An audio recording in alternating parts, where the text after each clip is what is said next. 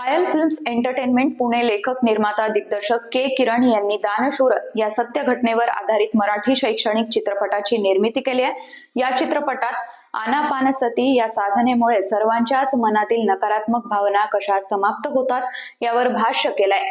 या चित्रपटाबाबत लेखक निर्माता दिग्दर्शक के किरण यांनी एडियासोबत बोलताना अधिक माहिती दिली आहे।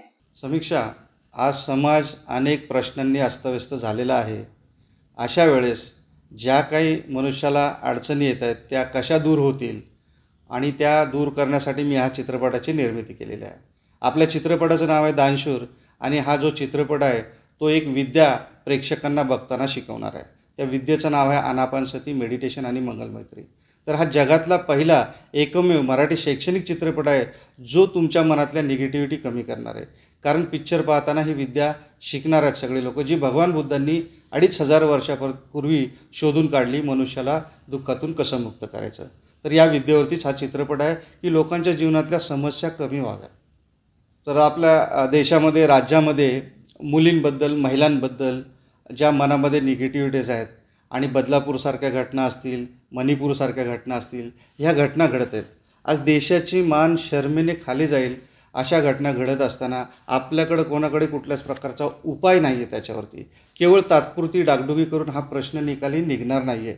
तर याच्यावरती कायमस्वरूपी तोडगा तो म्हणजे ही साधना आहे आणि या साधनेच्या आधारे हे चित्रपट लोक बघतील आणि साधना शिकून आपल्या मनातल्या निगेटिव्हिटी कमी करतील।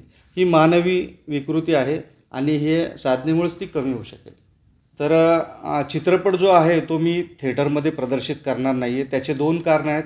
पहिलं कारण हे आहे की आत्तापर्यंत जेवढे काही चित्रपट बनवले गेलेत ते सगळे टाईमपास, खोटारडे आणि खोट्या गोष्टींवरती आधारित चित्रपट बनवले गेलेले आहेत।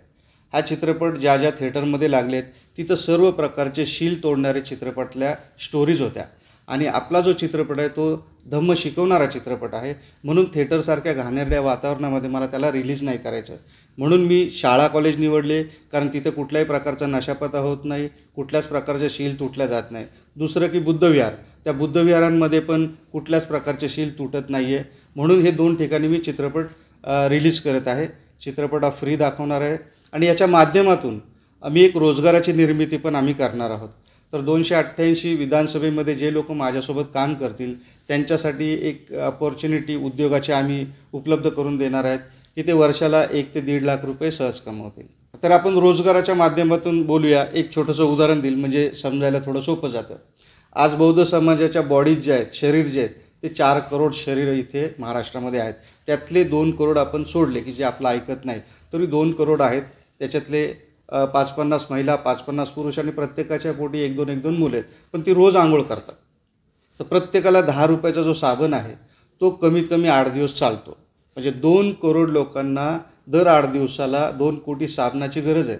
पण बौद्ध समाजाची लोक ही दुसऱ्यांचा साबण वापरतात आहे आणि कामाला दुसरीकडे जातात आहे। जर या साबणाची निर्मिती आपण केली तर 2 करोड साबणं दर आठवड्याला लागतील। कुठलाही बिझनेस करा, तुम्हाला 50% नफा आहे। म्हणजे 10 रुपयाच्या पाठीमागं 5 रुपये नफा आहे। 2 करोडमधले 1 करोड भांडवल गेलं, 1 कोटी गुणिले 5 रुपये म्हणजे 5 करोड रुपये साबणातून दर आठवड्याला नफा आहे।